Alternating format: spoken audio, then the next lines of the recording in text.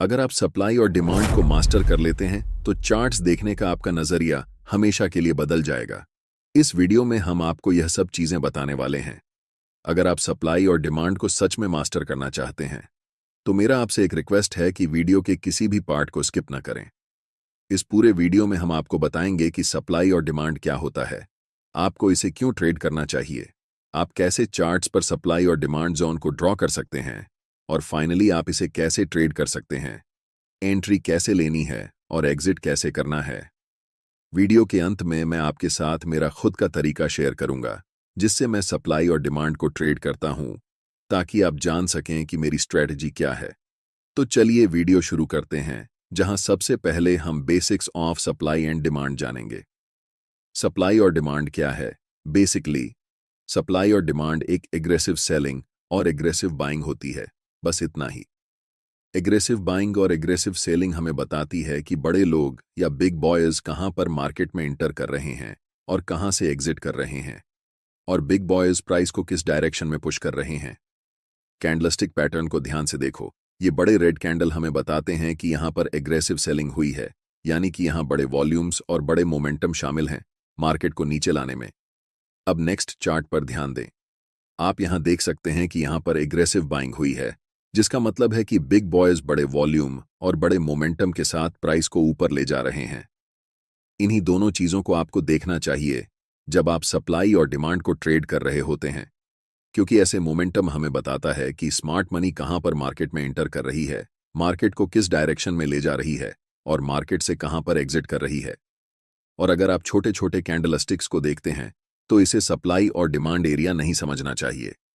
ये सारे small candle market के छोटे छोटे क्यूट बेबीज हैं, और ऐसे कैंडल के साथ न तो ज्यादा वॉल्यूम होता है और न ही मोमेंटम।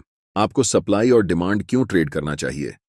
पहले मैं आपको बताना चाहता हूं कि मैं सप्लाई और डिमांड को क्यों ट्रेड करता हूं। हम उन लोगों के साथ ट्रेड करना चाहते हैं जिनके पास बहुत सारा पैसा है, जिसे हम स्टॉक मार्केट की भाषा में स्मार्ट मनी कहते हैं। और मैं भी बिग बॉयज स्मार्ट मनी को फॉलो करके प्रॉफिट बनाना चाहता हूं। सबसे अच्छा तरीका जिससे आप पहचान सकते हैं कि मार्केट में स्मार्ट मनी कब इंटर कर रही है और कब एग्जिट कर रही है, वह है चार्ट्स पर सप्लाई और डिमांड जोन को पहचानना। जब मार्केट में प्राइस बड़े बड़े रेड कैंडल्स बनाते हुए नीचे की ओर जाती है, उसे हम सप्लाई जोन कहते हैं, और जिस लेवल से प्राइस बड़े बड़े ग्रीन कैंडल बनाकर ऊपर की ओर बढ़ती है, उसे हम डिमांड जोन कहते हैं। हम सिर्फ चार्ट पर बड़े मोमेंटम वाले कैंडल्स को देखेंगे जो हमें बताते हैं कि बिग बॉयज या फिर स्मार्ट मनी मार्केट में प्रवेश कर चुकी है। इस बात को हमेशा याद रखें कि हम रिटेल ट्रेडर्स हैं और मार्केट के बड़े प्लेयर्स के मुकाबले हमारे पास बहुत कम पैसे होते हैं। इन बड़े प्लेयर्स के पास 500 करोड़, 1000 करोड़, 2000 करोड़ जैसी बड़ी रकम होती है। चार्ट्स को ध्यान से देखो। ऐसे मोमेंटम को देखने के बाद आपको पता चल जाता है कि बड़े प्लेयर्स, जिन्हें हम स्मार्ट मनी कहते हैं, इस लेवल पर मार्केट में प्रवेश कर रहे हैं। तो मेरा आपसे सवाल है, क्या आप ऐसी जगह पर खरीदना चाहोगे? अगर आपका जवाब नहीं है तो आप मार्केट में हमेशा के लिए लूजर ही रह जाओगे। लेकिन मुझे पता है कि आप सबका जवाब हां होगा, क्योंकि आप मार्केट में प्रॉफिट बनाने आए हैं और यहां तो आपके सामने मुफ्त पैसे पड़े हुए हैं। आप जानते हैं कि स्मार्ट मनी के पास बड़े पैसे हैं, बड़ी पावर है, और उनके पास मार्केट को मूव करने की ताकत है। सबसे बड़ी गलती जो रिटेल ट्रेडर्स कर सकते हैं वह है ऐसे स्मार्ट मनी के खिलाफ ट्रेड करना जो आपसे अनलिमिटेड टाइम बड़ा है। अब आपको पता है कि सप्लाई और डिमांड को क्यों ट्रेड करना है। अब हम जानेंगे कि सप्लाई और डिमांड को चार्ट्स पर कैसे पहचान सकते हैं। पहला तरीका यह है कि ट्रेड में आपको तभी एंट्री लेनी है जब आपको कम से कम 3 मोमेंटम कैंडल्स दिखें। हो सकता है कि एक मोमेंटम में 4-5 बड़े कैंडल्स हों, लेकिन कम से कम 3 तो होना ही चाहिए, तभी हम ट्रेड में एंट्री ले सकते हैं। जैसे कि इन 3 मोमेंटम कैंडल्स को देखो। ध्यान रखना कि ऐसे छोटे कैंडल्स को सप्लाई और डिमांड मत समझना। इस एग्जाम्पल में हम इन 3 ग्रीन मोमेंटम कैंडल्स का इस्तेमाल करेंगे। दूसरा चीज आपको यह करना है कि ऐसे एरिया ढूंढना है जहां से मोमेंटम शुरू हुआ है, और उन तीनों कैंडल्स के जस्ट प्रीवियस वाले कैंडल पर हम एक रेक्टेंगल बॉक्स ड्रॉ करेंगे। ध्यान देना कि वह बॉक्स कैंडल की हाई और लो को पूरी तरह कवर कर रहा हो। अब जो आपको चार्ट्स पर यह रेक्टेंगल एरिया दिख रहा है, यह पूरा एरिया एक डिमांड जोन है, और अगली बार जब भी प्राइस इस जोन में आएगा तब यहां से आपको बाय ट्रेड में एंट्री करनी है। क्योंकि यहां पर ऐसा हो चुका है तो ध्यान देने वाली बात यह है कि प्राइस इस जोन तक आया और उसके बाद बड़े ग्रीन कैंडल्स बनाते हुए शूट अप कर गया। सोचिए, अगर आप ऐसी जगह पर मार्केट में ट्रेड एंट्री करते हैं तो आप बहुत ज्यादा पैसा बनाने वाले हैं। चलिए अब एक और एग्जाम्पल देखते हैं। इन 3 बड़े रेड कैंडल्स पर ध्यान दें। यहां पर हमें इन कैंडल्स को सिलेक्ट करना है और इन 3 कैंडल्स के प्रीवियस कैंडल की हाई और लो को टच करते हुए राइट साइड की तरफ खींचते हुए एक रेक्टेंगल बनाना है। यह रेक्टेंगल एरिया एक स्ट्रॉन्ग सप्लाई जोन है, इसलिए हमें वेट करना है कि प्राइस दोबारा इस सप्लाई एरिया में आए। और जैसे ही प्राइस सप्लाई जोन के पास आती है, मैं चाहता हूं कि आप ध्यान से देखें कि क्या होता है। प्राइस इस जोन में आने के बाद थोड़ा कंसोलिडेट होती है और फिर एक स्ट्रॉन्ग रेड कैंडल बनाते हुए नीचे चली जाती है। यहां पर प्राइस लिटरली इस सप्लाई जोन के पास आने के बाद कोलैप्स कर जाती है। इससे आप सीखते हैं कि सप्लाई और डिमांड जोन को चार्ट्स पर कैसे पहचानते हैं। अब हम जानते हैं एक और मेथड जिसे हम कंसोलिडेशन मेथड कहते हैं। इस चार्ट पर नजर डालें।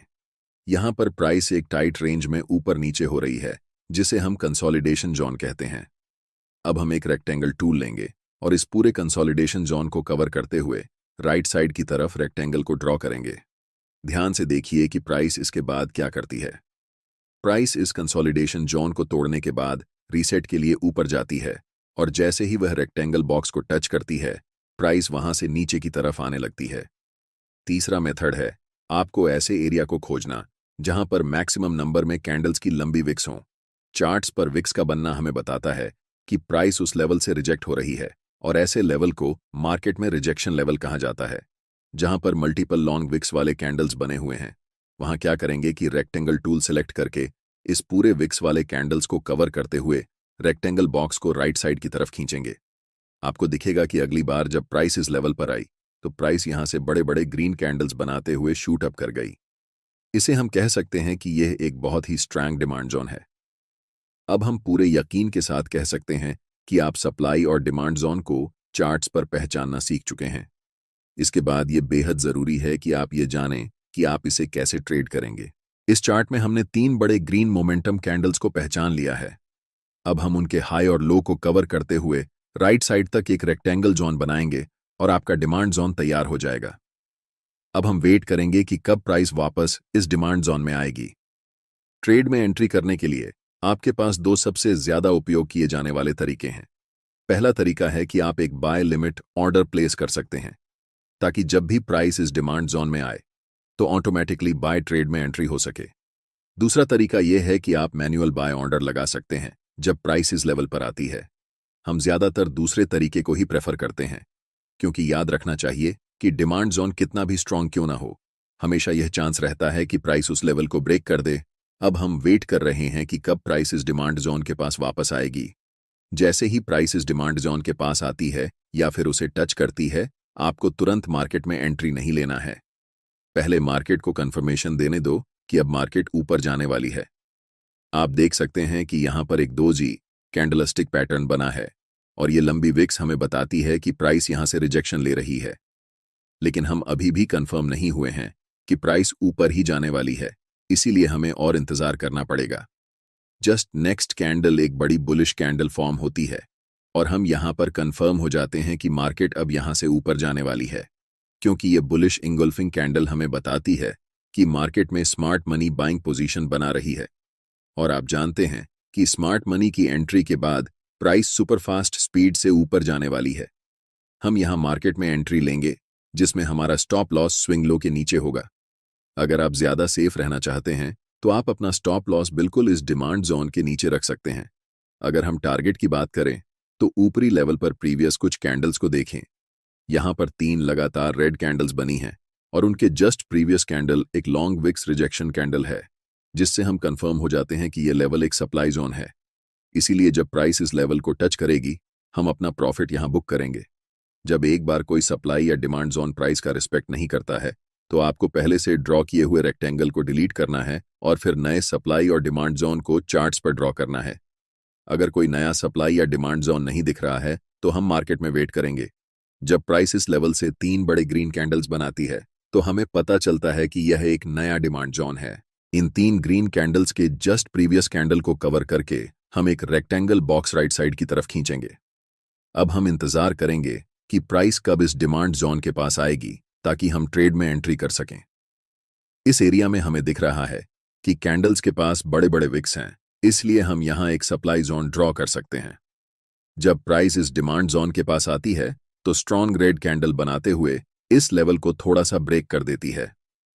ऐसी सिचुएशन में रिटेल ट्रेडर्स अक्सर इसे एक ब्रेकडाउन के रूप में देखते हैं और सेल पोजीशन में एंट्री कर लेते हैं। लेकिन नेक्स्ट कैंडल एक बुलिश कैंडल बनती है जो कंफर्म करती है कि अब प्राइस यहां से ऊपर जाने वाली है।